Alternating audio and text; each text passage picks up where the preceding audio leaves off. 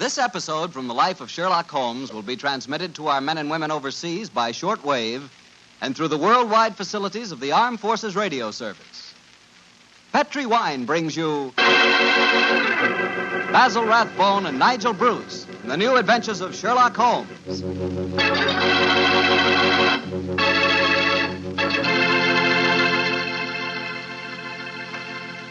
The Petri family, the family that took time to bring you good wine, invite you to listen to Dr. Watson tell us another exciting adventure he shared with his old friend, that master detective, Sherlock Holmes. Well, right about now, you're probably taking a little breather in your last-minute rush to get everything ready for the big day tomorrow. Children have to be put to bed to wait for Santa Claus, and there's the tree waiting to be decorated, and, a million and one things which must be done before morning. I sure hope you got all your Christmas shopping done. It's pretty hectic rushing off at the last minute to take care of Uncle Charlie or Aunt Bertha or Cousin Sam. But if you must get something, just remember that you can always dash over to your wine merchant and get a bottle or two of Petri wine. Or better yet, a whole case of Petri wine. Petri wine's a swell gift, and I just thought a little last-minute suggestion might be of some help.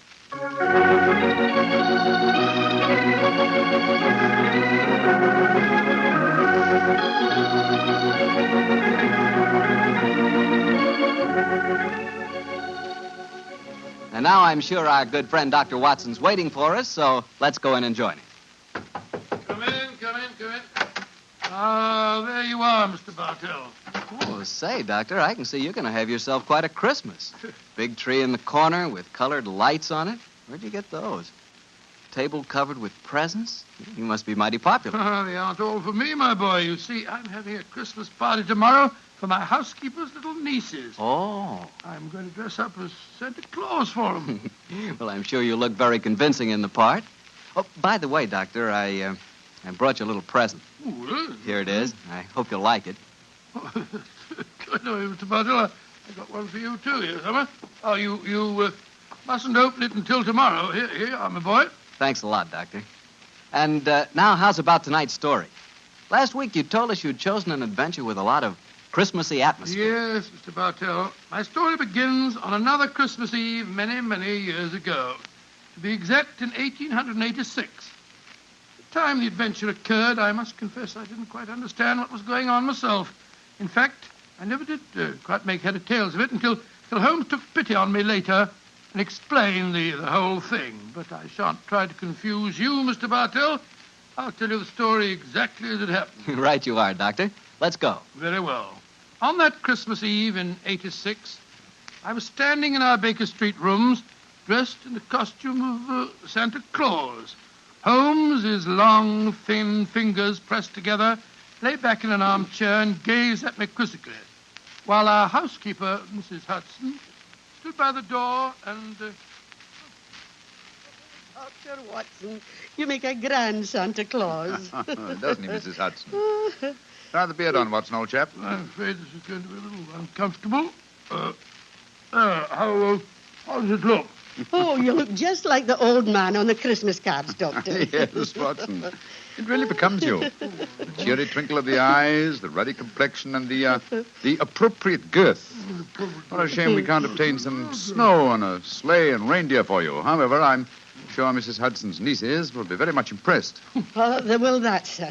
And it's very kind of you, Doctor, to offer to come over to their house with me.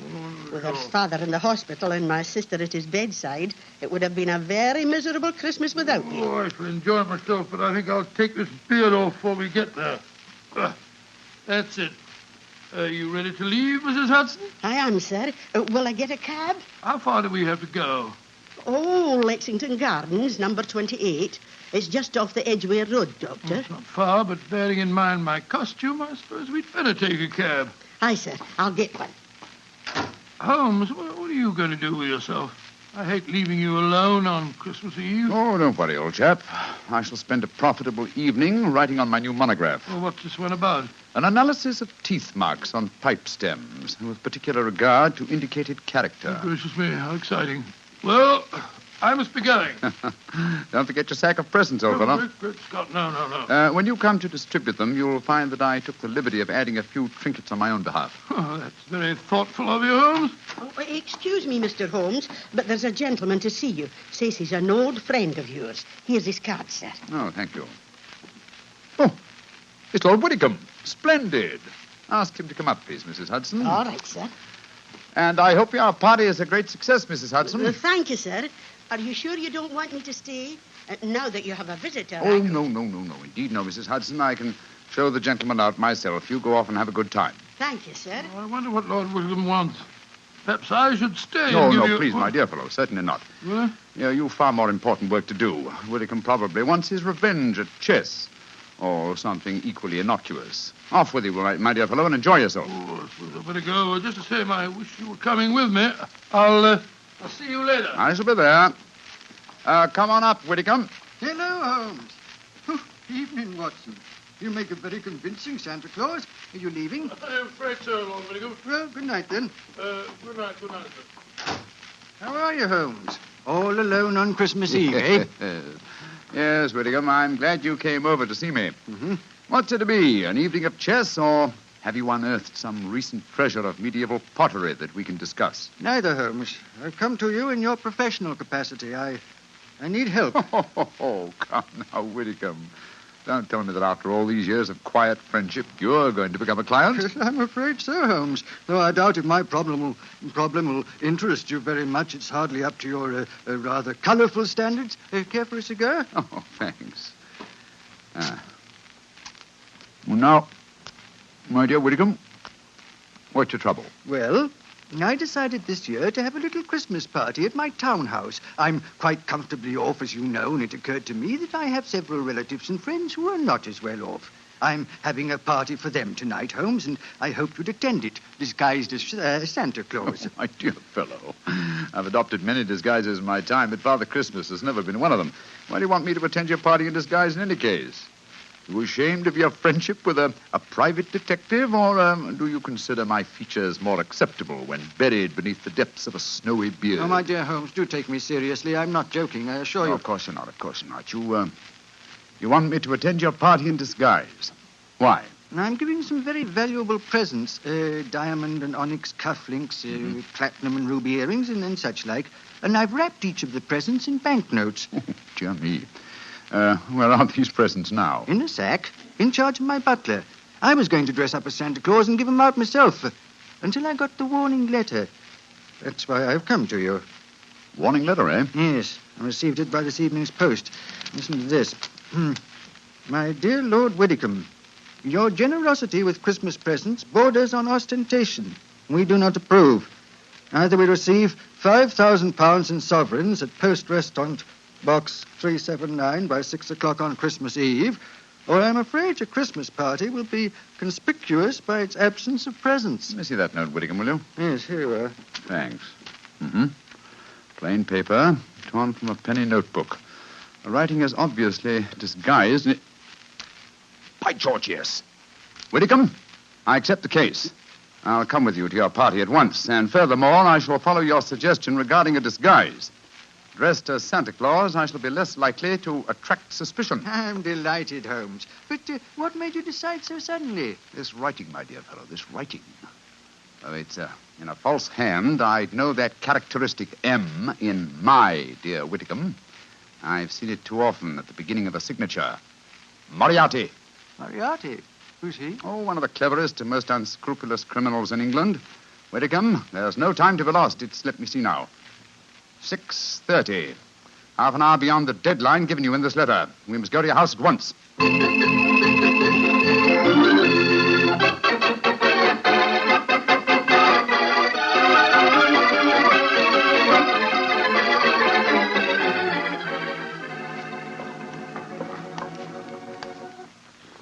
This is as far as the cab can take us, Doctor. Oh, here you are, cabby. Here's 5 shillings for you and a Merry Christmas. Oh, bless you, General, and a Merry Christmas to you, too.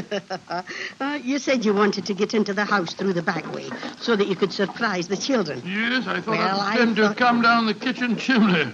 Oh, you can get to the back of the house by going up the alley here. I'll go in the front door. Splendid, Mrs. Hudson. Which is the house? Number 28. It's the third one down the alley, Doctor.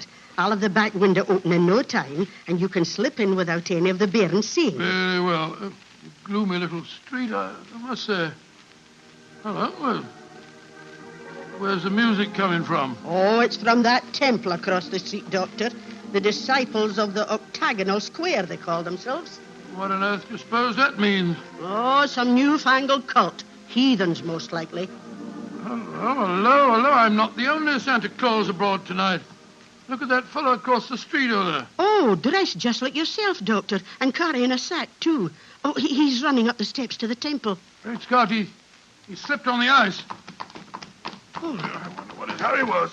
Here, my man. Be careful now, Doctor. Don't trip yourself. Here you are, sir. Now, give me a hand. Thank you, sir. Silly of me, wasn't it? Oh, we Santa Clauses have to help each other, you know. Up you come. That's it. Whoop. Oh, gracious me. Doctor, I told you to be careful. Oh. Now you've fallen, too. Oh, it's this confounded red coat of mine. It tripped me up. Oh, did you hurt yourself, sir? No. I'm all right, I think. How about you, sir? Well, I'm all right, thanks. Oh. Silly of me to run, wasn't it? Here's your sack, sir. Thank you. Good night and Merry Christmas. Good night. Same to you, sir. Same to you. Oh, he went into the temple. Must be a disciple of the octagonal square. You're sure you're no hurt, Doctor? No, of course not, Mrs. Hudson. Give me my sack, please. Thank you. Your sister's house is the third one down this alleyway, you say? I'll hurry and open the back window. Yes, I'll be waiting for you, Mrs. Hudson. This is going to be rather fun. What a shame Holmes isn't with us. Oh, well, he's probably happier having a good game of chess with Lord Widdicombe.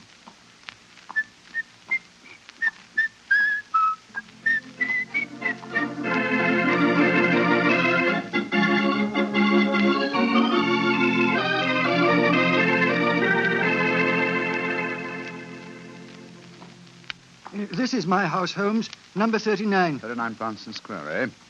And dear old Watson is just around the corner in Lexington Gardens and hasn't any idea that I've left Baker Street. Yes, here you are, Cabby. Thank you, sir. Merry Christmas, sir. Uh-huh. Listen to that. Carol singers. Yes, we'll probably have our fill of them before this evening's over.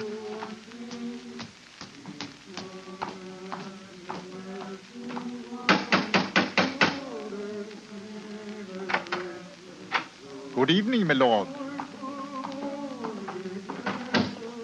Have the guests arrived, Hargreave? Most of them, sir. They're in the library.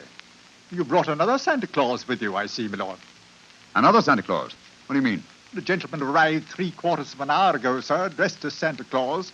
I took him to your study, my lord, and showed him the sack of presents. Confound it! He's got here before us. Where's this study? This way. I hope I didn't do wrong, my lord. You told me that a gentleman dressed as Santa Claus would be coming here.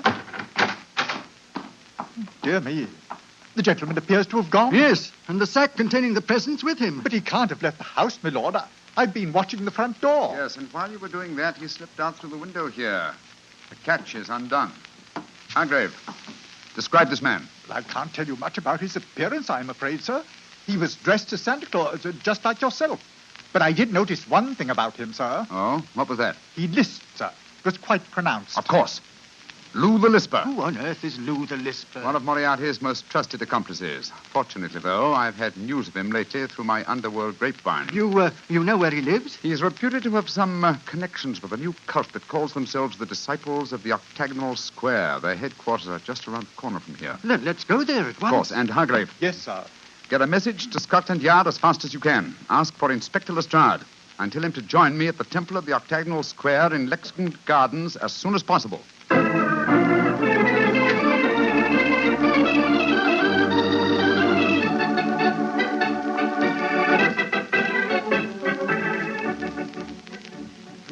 Oh, the children are awful excited, Doctor. I told them you just came down the chimney. I'll slip the beard on and then I'll go into him. There we are. Will I announce you, Doctor? Yes, please, Mrs. Hudson. All right, sir. Now, children, quiet. Santa Claus has come to see you, and he's brought you all presents. Hello, children. Hello, Santa Claus. Elsie, did you bring me a present? Oh, I did, Elsie. I'll look in my sack in a minute. And what's your name, young man? Herbert, they call me Bertie. Did you come down the chimney? Yes, Bertie.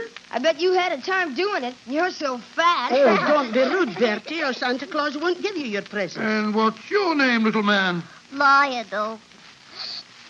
I've got a cold. Yes, I see you have. Well, children, gather round me and I'll see what presents I got for you. Let me say, Bertie. The first present is for... Oh, it's probably right. It says for Her Grace, the Dowager Duchess of Bewley. Oh, do you suppose Mr. Holmes has been playing a practical joke on you, Doctor? I suppose so, though I can't see the point myself. But he did say that he'd added a few trinkets of his own. I want my present. Then supposing you take this, Elsie. Pooh, thank you. And this one is marked for the Reverend Arthur Carter. I knew what Holmes was up to. Here you are, Bertie. Cool, thanks. And this is for you, Lionel, because you've been a good little boy. It isn't very big, is it? I wanted the dog. Oh, wanted a dog. Well, I'll bring you a dog next year, Lionel. Oh, is it Dr. Watson. Yes, Mrs. Hudson? Oh, look at the wrapping on these presents, Doctor. Why, they're £20 notes. Great Scott. Oh, Pooh, look what I Now, got. let me see. Why, cufflinks and diamond and onyx what's wrong? ones, unless I'm very much mistaken. I got pretty earrings. Look how they sparkle. Let me see, Elsie. Good gracious, I swear that these are platinum and rubies. What in thunder's going on? I want my earrings back. Give me back mine, too. Well, here you are, here you are. Dr. Watson, what do you suppose has happened? I don't know, Mrs. Hudson. Perhaps my toys are still at the bottom of the sack. I can't understand it. I wish Holmes were here instead of dozing in front of our fire in Baker Street.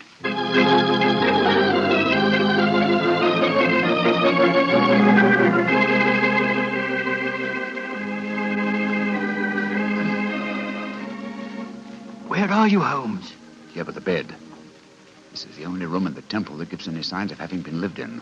I think our bird has been here, but I'm afraid he's flown. If Inspector Lestrade will get here, strike a match, will you, Whitcomb? Right.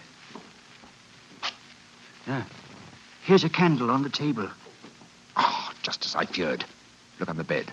A red coat and a beard. Yes, Lou the Lisper has discarded his disguise and gone, and with him, I'm afraid, your valuable presents. Oh, wait a minute. Here's a sack lying on the floor. Oh, no, this isn't mine. Look what's in it. A toy dog, large box of chocolates, little girl's doll. What in thunder?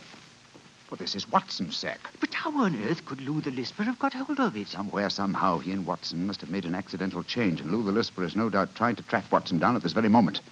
We must work fast, Whitcomb, or my friend's life and those of Mrs. Hudson and her relatives won't be worth a tinker's dam.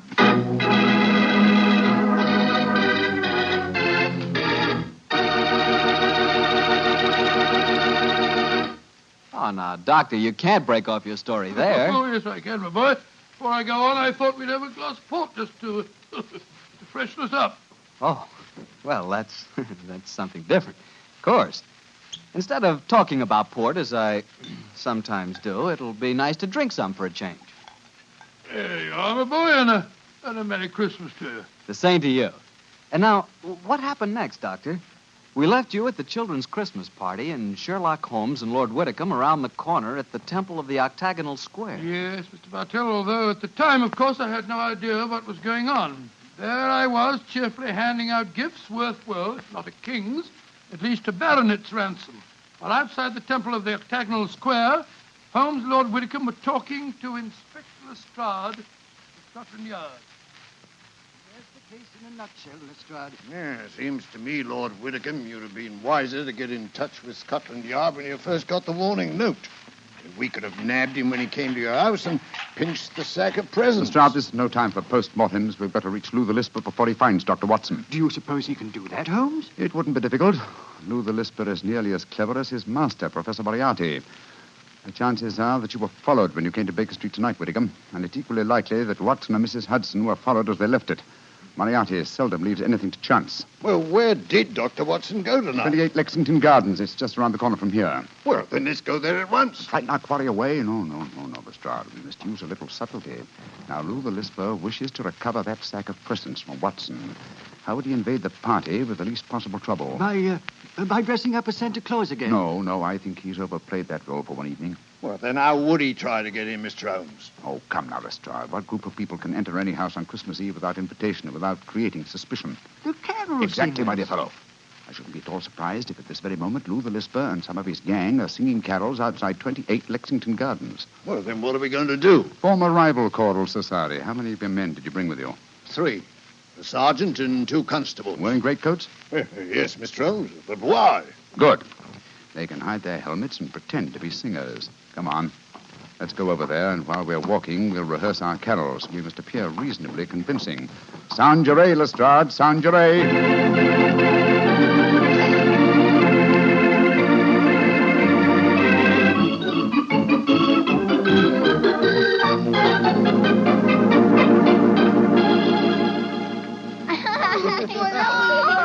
Take me for a ride on your back, Santa Claus? No, you mustn't make Santa Claus too tired, lad. Oh, that's all right, Mrs. Hudson. Hop on, Lal, hop on. Oh, they're being held outside the Isn't door. that Can't they nice? come inside and sing for us, Santa Yes, of Claus? course they can. Ask them to come in, Mrs. Hudson, will you? All right, sir. Oh, come on, let me get on your back, too. Oh, now, take it easy. Oh, there we go. I want to see your reindeer, Santa. See my reindeer? Oh, what do you bother? Up on the roof. I'll climb up and see them. No, you mustn't do that. They're asleep. Oh, here are the carol singers. Off you get, children. There we go. That's it now. Good evening, gentlemen. Good evening, and Merry Christmas. Would you like to sing some carols for the children? After that, I'm sure you'd like a drop of something to warm you up. Well, thank you, sir. We should like that. Haven't I met you before somewhere, my man? No, sir, I'm sure you haven't. Come on, man, let's sing Good King Wenceslas. Good King Wenceslas looked out on the feast of Stephen.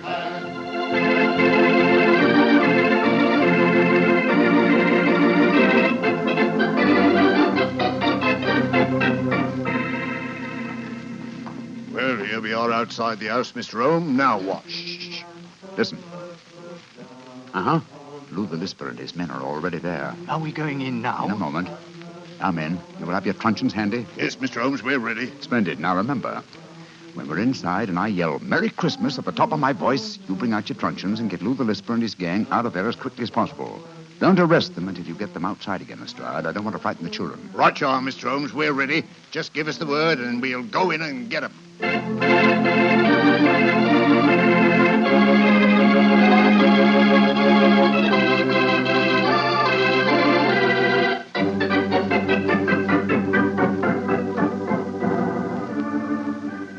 Ah, that was very nice singing. And now, how about something to warm you all up? That won't be necessary, Dr. Watson.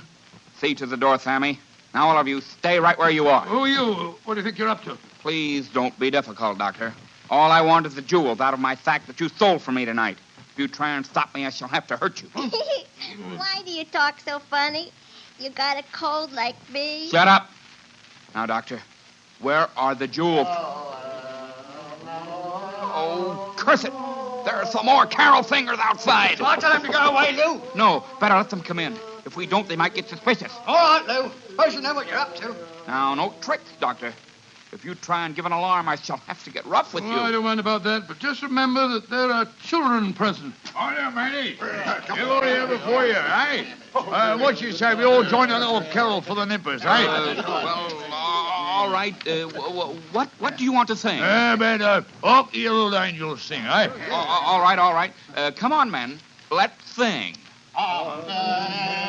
Angels sing, glory to the newborn King. Merry Christmas!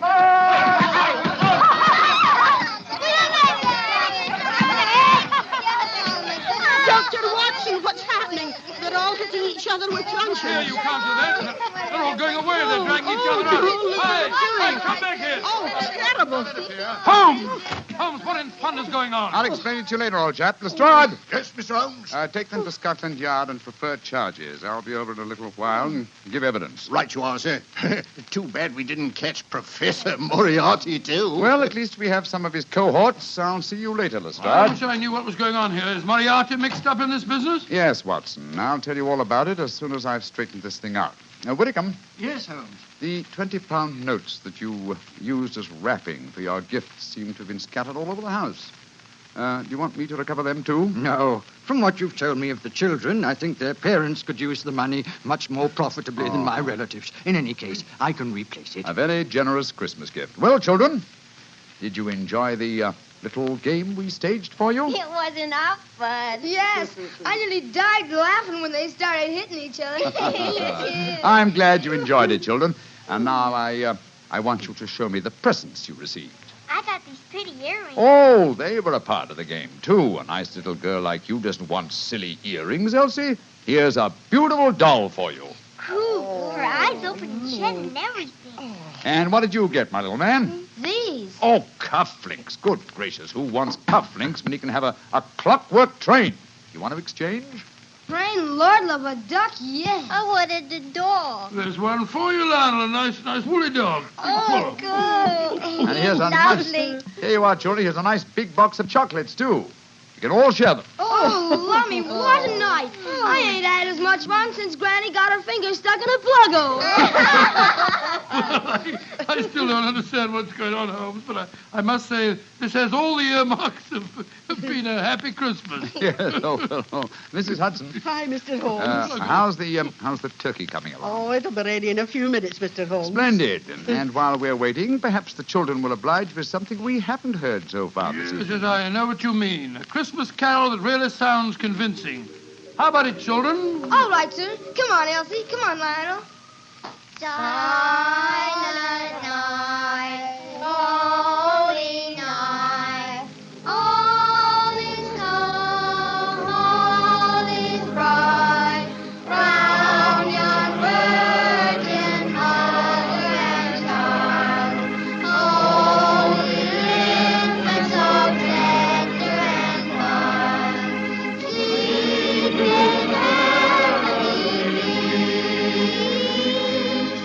sleep in heavenly. Well, Doctor, that was really a swell story. On a Christmas Eve like this, do you ever wish you were back in Baker Street celebrating Christmas there? Times, yes, but actually, Mr. Bartell, I'm very happy right here in my little home. There on the table's a beautiful little Christmas tree. There's a fine fire in my fireplace. My two dogs, Monty and Winnie, are sleeping peacefully at my feet. And best of it all, I've got the love of every child in the neighborhood. Yes, I got a great deal this Christmas Eve. Lots to be thankful for. And what with the troubles of the world on their way to being settled, it looks as if this is the brightest Christmas that I've ever had. Well, that's how I feel about it, too, Doctor. I hope that all our friends listening in are just as happy this Christmas Eve as we are. And speaking not only for myself, but I know for all of us and for the Petrie family, too, we wish every one of you a happy Christmas from the bottom of our hearts. God rest ye merry, gentlemen. Well, Dr. Watson, next Monday is New Year's Eve. What story do you plan to tell us? One that I think you'll find extremely appropriate, Mr. Bartell. It takes place in a Scottish castle near Edinburgh on a New Year's Eve in 1900 and concerns a pair of lovers, an elderly baronet, and a strange iron box that proved to be more than worth its weight in gold.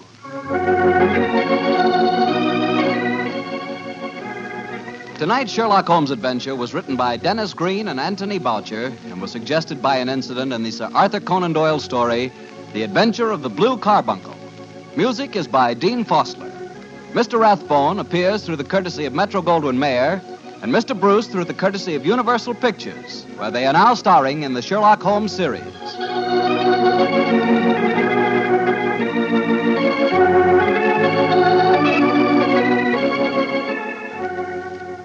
The Petrie Wine Company of San Francisco, California, invites you to tune in again next week, same time, same station. Sherlock Holmes comes to you from our Hollywood studios.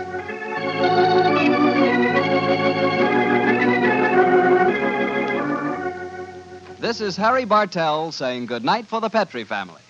For a solid hour of exciting mystery dramas, listen every Monday on most of these same stations at 8 o'clock to Michael Shayne, followed immediately by Sherlock Holmes. This is the Mutual Broadcasting System.